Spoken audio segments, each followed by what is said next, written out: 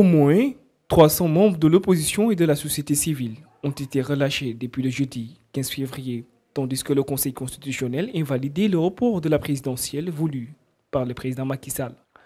Mais ces libérations soulèvent plusieurs commentaires. Alassane Diallo. En tout cas, par rapport aux différentes libérations, donc c'est un geste qu'on peut saluer pour l'apaisement du climat politique. Dans cette dynamique, M. Bagui se prononce. Le problème des détenus, c'est depuis lors qu'il doit libérer les détenus. Parce que le Sénégal est un pays de dialogue. Afin de pacifier l'espace politique, Arona Mbeng est d'avis. Mais ça, c'est une bonne chose, c'est une très bonne satisfaction pour l'ensemble de la population. Parce que là, on s'y attendait depuis. Mais c'est venu au bon moment quand même. Bon, ça permettra maintenant à l'ensemble des détenus de regagner leur foyer. Et vraiment aussi de décanter aussi la situation sociale au niveau du pays.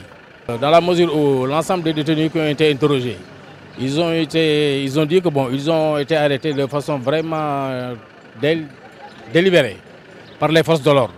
Maintenant, ce qui se passe, on dit que ces forces de l'ordre-là doivent maintenant voir leur manière d'agir et d'arrêter les gens. Ce qui n'est pas du tout normal. Parce que prendre des gens qui reviennent du travail. Mais la moindre des choses, c'est de prendre compte aussi de l'avis de ces gens qui ont été arrêtés.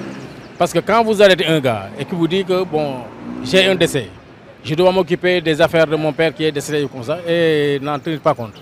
Et les transférer directement au niveau du procureur pour qu'on les mette au niveau de Rebeuss.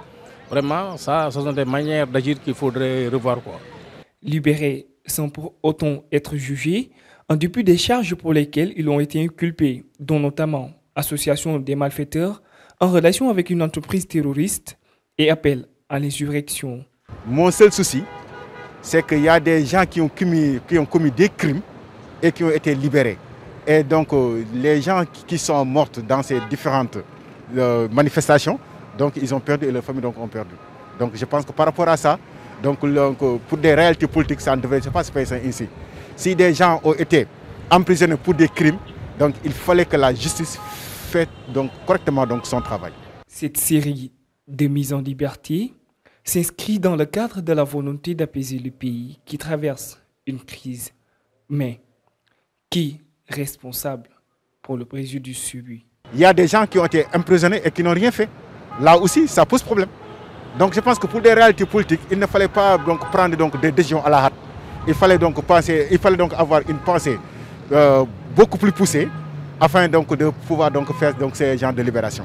Ce qui serait mieux, c'est que la justice essaie de voir comment dédommager ces gars qui ont été illégalement arrêtés. Et voir aussi le préjudice qu'on leur a causé et vraiment voir par quelles voies et moyens les dédommager. Il pourrait y avoir des comportements de revanchards. Parce que ces gars-là pourraient aussi, un jour ou l'autre, se retourner contre ces mêmes forces de l'ordre-là, par rancune. Afin de pacifier l'espace politique, il faut refuser d'être des cobayes. S'il y a donc des manifestations pacifiques autorisées, il faut aller faire ces manifestations. Maintenant, si ce sont des manifestations non autorisées, donc je pense qu'il faut rester à la maison.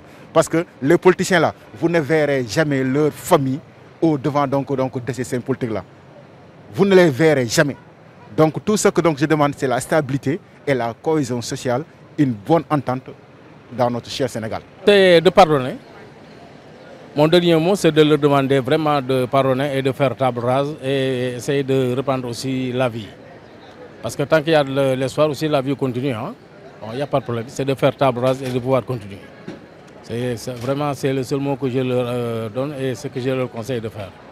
Pour réconcilier le peuple, il faut que toutes les forces vives de la nation soient unies pour parler le même langage. Un vent de joie souffle afin d'engager un véritable dialogue susceptible de calmer les tensions et de créer les conditions d'une véritable réconciliation nationale.